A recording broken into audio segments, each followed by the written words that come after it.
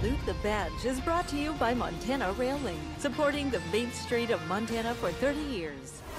In weather like we're having, emergencies move to an entirely new level of challenge. Deep snow, extreme cold, and our mountain terrain present problems unique to the Northern Rockies. Even for a city fire department like Missoula, training to deal with winter rescues needs to be a part of the equation. You know, to start out with, it's going to be some land navigation. We're going to be given coordinates or a pretty basic or a remote location of a patient.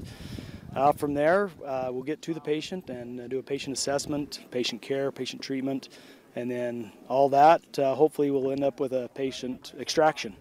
So getting them back down to a place where they can get either airlifted or ground transportation. The individual is lying in the woods approximately 50 feet off the trail. Missoula firefighters recently spent a long day training at Snowbowl, rescuing a gunshot victim from a wooded area, with a second team trekking far up the mountain for a patient who'd fallen from a chairlift. That requires anticipating not only the medical and rescue equipment, but what the teams need, from GPS units to food, water, and even the ability to shelter and start a fire as needed. And they need to stay safe themselves, even though this is just training.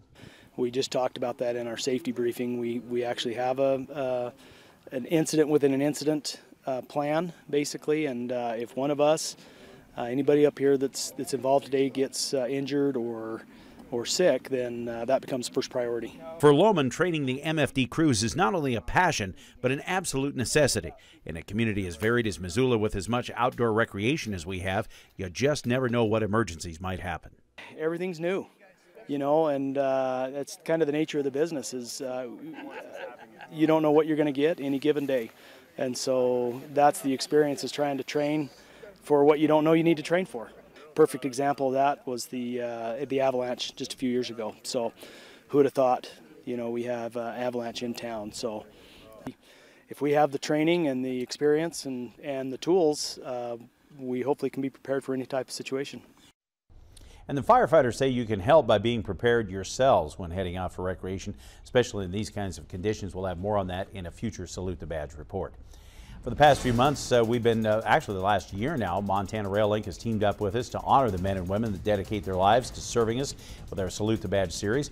And we're going to have a very special program coming up tomorrow night. We recap and replay some of the favorite episodes we've had in meeting these great men and women. That retrospective airs at 6 o'clock as we share many of our favorite stories from Salute the Badge.